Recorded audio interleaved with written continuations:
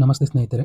22/7/2026 ಪ್ರಜಾವಾಣಿ ಪತ್ರಿಕೆಯಲ್ಲಿ ದಸರೆ 3 ಗಂಡಾನೆಗಳಿಗೆ ಮದ ಎಂಬ ಹೆಡ್ಲೈನಲ್ಲಿ ಆನೆಗಳಿಗೆ ಮದ ಬಂದಂಥ ಸಂದರ್ಭದಲ್ಲಿ ಅವುಗಳ ವರ್ತನೆ ಹೇಗಿರುತ್ತೆ, ಮತ್ತು ಆನೆಗಳಿಗೆ ಮದ ಬಂದಿದೆ ಎಂದು ತಿಳಿಯುವುದು ಹೇಗೆ, ಮದ ಬಂದರೆ ಅದು ಎಷ್ಟು ದಿನಗಳವರೆಗೆ ಇರುತ್ತದೆ, ಆನೆಗಳಿಗೆ ಮದ ಬಂದರೆ ಅದರಲ್ಲಿ ವರ್ತನೆಯಲ್ಲಿ ಬದಲಾವಣೆ ಯಾವ ರೀತಿಯಲ್ಲಿರ್ತದೆ, ಆನೆಗಳಿಗೆ ಮದ ಎಷ್ಟನೇ ವಯಸ್ಸಿಗೆ ಬರುತ್ತದೆ ಮತ್ತು ಎಷ್ಟನೇ ವಯಸ್ಸಿಗೆ ಕೊನೆಗೊಳ್ಳುತ್ತದೆ, ಈ ಇಷ್ಟು ವಿಷಯಗಳ ಬಗ್ಗೆ ತುಂಬ ಸ್ಪಷ್ಟವಾಗಿ ಮಾಹಿತಿಯನ್ನು ಕೊಟ್ಟಿದ್ದಾರೆ.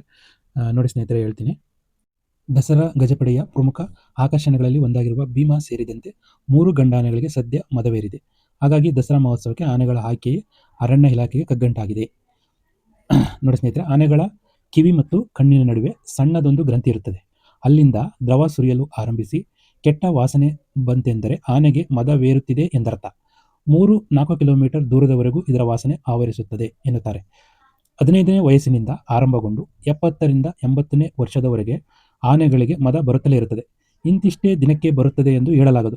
ಅವುಗಳ ಆಹಾರ, ಪರಿಸರ ಹಾಗೂ ದೈಹಿಕ ಕ್ಷಮತೆ ಮೇಲೆ ಅದು ನಿರ್ಧಾರ ಆಗುತ್ತದೆ. ಒಮ್ಮೆ ಮದ ಬಂದರೆ 2-3 ತಿಂಗಳು ಇರುತ್ತದೆ.